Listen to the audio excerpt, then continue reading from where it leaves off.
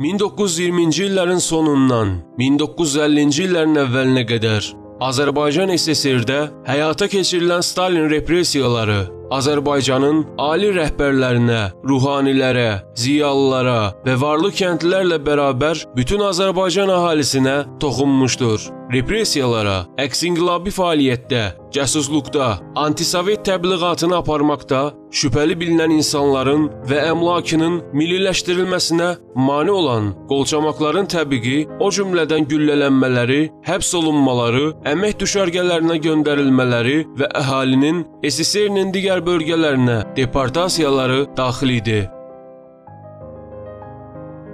Yarandığı gündən demək olar ki, sosial-demokratlar arasında ciddi bir konflikt yaşanırdı. Bəziləri demokratik düşüncəni müdafiə edərək Avropada Demokratik Siyasət İnstitutu təsis etsələr də, digər bolşeviklər inqilabçı bir mövqeydə Lenin ətrafında birləşmişdilər. Məhz belə fikir ayrılığını ortadan qaldırmaq üçün güclü mərkəzi hökumət lazım idi. Fəqət Leninin bir anda xəstələnməsi partiya daxilində gizli mübarizələrə səbəb oldu. Leninin ölümündən sonra mübarizədən qalib çıxan İosif Stalin idi. Stalin hakimiyyəti gücləndirmək və 5 illik planlarını əldə etmək üçün cəld və operativ olaraq ittifaq daxilində mərkəzdən qaçanları cəzalandırmalı idi. Bunlardan ilki elə Troçka oldu. Onun sürgün edilməsindən sonra 1929-cu il ittifaq üçün böyük dönüş ili oldu. İttifaq mərkəzində yaşanan proseslər digər ittifaq dövlətləri kimi Azərbaycanın da siyasi-ictimai həyatına təsir edirdi. Xüsusilə qeyd etmək lazımdır ki, 1920-ci il Azərbaycan Demokratik Respublikasının süqutundan sonra təsis edilən Azərbaycan SSR öz daxili sabitliyini və yeni ideologiyasını icra etmək üçün yüksək səylə çalışırdı. Məhz bu səylər nəticəsində liberal qanadın üzvü olan Müsavat dövlət idarəçiliyinin böyük hissəsindən çıxarılmış və idarəçilik, sosial-demokrat təşkilat və partiyaların Hümmət, Ədalət və Rusiya Sosial-Demokrat Fəhlə Partiyasının birləşməsi ilə Azərbaycan Kommunist Partiyasına keçmişdi. Partiyanı təmsil edən qrupların üzvləri daha çox zəif kəndlilərin, kasıblaşan mülkədarların və neftçilərin, sənayəçilərin hüquqlarını müdafiə edirdi.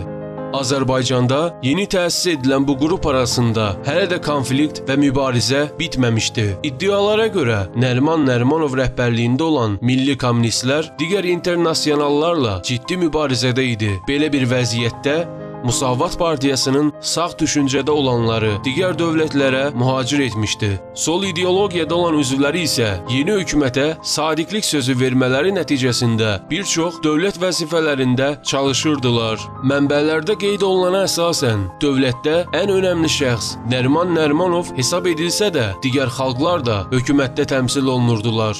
Bu, daha çox Azərbaycanın multikultural vəziyyətindən xəbər verirdi. Nəriman Nərimanov böyük ustalıqla digər etnik xalqlar yerinə Azərbaycanlıları hökumət kadrlarına toplamışdı. Ələxsus bu qərarı tək başına almışdı. Fəqət 1921-ci ildən etibarən Stalinin yüksəlişə keçməsi Nəriman Nərimanov kimi milli kadrın hakimiyyətdən uzaqlaşdırılmasına səbəb oldu. Elə bunun ardınca 1926-cı il tarixində Sergey Kirovun öldürülməsi Azərbaycan SSR üçün repressiyaların başlanmasına ən inandırıcı səbəb oldu. Kirovun ölümündən sonra 1929-cu ilə qədər Əli Heydər Qarayev rəhbərliyi davam etdirdi. 1929-cu il hökumətdə qohumbazlıq və digər korrupsioner faktların olduğu iddiası ilə Stalin Qarayev və onun komandasını vəzifədən uzaqlaşdırdı və o 1938-ci ildə əks-inqilabçı olduğu iddiası ilə güllələndi. Bu hadisələrdən sonra hakimiyyət müvəqqəti olaraq idarə edilsə də, daha sabit və davamlısı Mircəfər Bağırovun 20 illik hakimiyyətində mövcud oldu. Azərbaycanda repressiya dalğası ilk olaraq 1936-cı il Bakıda Troçki tərəfdarlarının həbsi ilə başladı. Azərbaycan daxilində Azərbaycan hakimiyyətinə qarşı bəzi xarici dəstəklər əldə edən qüvvələr təşkilatlanmağa başladı. Bunun ilk sübutu Trinişinin hökumətə qarşı təşkilatlarda iştirakı idi. Hökumət dərhal onu partiyadan uzaqlaşdıraraq həbs etdi. Qeyd edilən əsaslarda başlayan repressiya dalğasını bəziləri Mircəfər Bağırovun şəxsiyyəti və onun iradəsində olduğunu iddia edirlər. Amma məhz Bağırovun yaxın dostu və şəxsi məsləhətçisi Nikişov da həbs edilmişdir. Məhz Bağırov bir neçə dəfə dövlət daxilində başlayan korrupsiya və digər inqilabçıları hədəf tutaraq onların cəzalandırılmasının vacibliyini qeyd edirdi. Bağırov ciddi dərəcədə şəhər, rayon və kəndlərdə korrupsiyadan danışaraq işçilərə qarşı diqqətli olmağı səsləyirdi və qeyd edirdi ki, rəhbərlər gərək öz işçiləri ilə maraqlansın.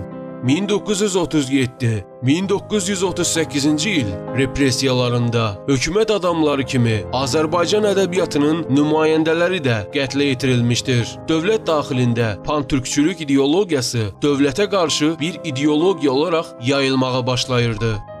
Bu ideologiyanın təsirinə qapılan Əhməd Cavad, Hüseyn Cavid, Mikail Müşfiq kimi şəxslər təqib olunurdu.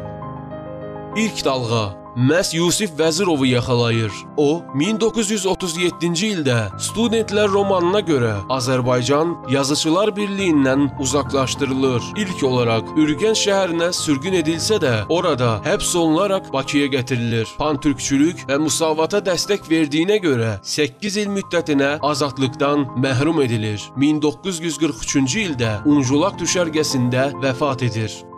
Vəzirovun yaşadığı eyni talehi Mikail Müşfiq də yaşayır. Onun pantürkçülərlə əlaqəsinin olması və hökumətə qarşı təşkilatlanması, xüsusilə Azərbaycan-Rusiya daxilində koloniyadır fikirləri hökuməti ciddi şəkildə narahat edirdi.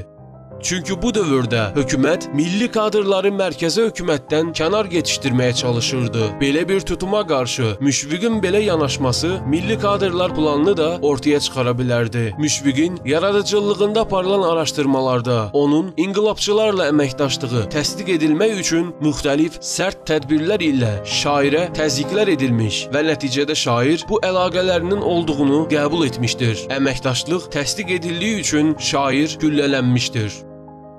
Bu repressiyalar daxilində Azərbaycan Respublikasının himn sözlərini yazan Əhməd Cavad da daxildir. Məhz o da sahib olduğu ideologiya və yaradıcılığa görə təqiblərlə üzləşmişdir. Onun Türk ordusu daxilində Balqarlara qarşı mübarizədə iştirakı, şeirlərinin Türkiyədə çap edilməsi bütün şübhələri üzərinə çəkmişdir. Aparılan araşdırmalar nəticəsində şairin gizli müsavat üzvü olması dövlət əleyhinə yaradıcılığı təsdiq edilmiş və güllələnmişdir. Əhməd Cavad kimi Hüseyn Cavid də sahib olduğu əlaqələrinə görə repressiyaya məruz qalanlardandır. O, ilk 10 illik yaradıcılığında romantizm və müasirlikdən yazırdı. Amma sonradan onun müsavatçılarla əlaqəsinin olması tələbə yetişdirməsi iddiası ilə həbs edilir. 8 il müddətində azadlıqdan məhrum edilən mütəfəkkir 1941-ci ildə dünyasını dəyişir.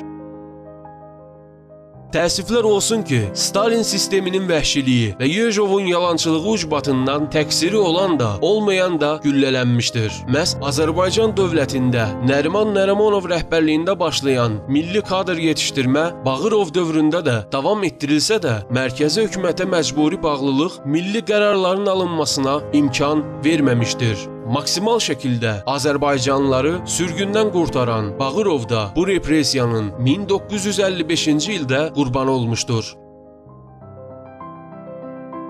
Repressiyaların nəticəsində ittifaq daxilində 33 il ərzində 20 milyon insan həyatını itirmişdir.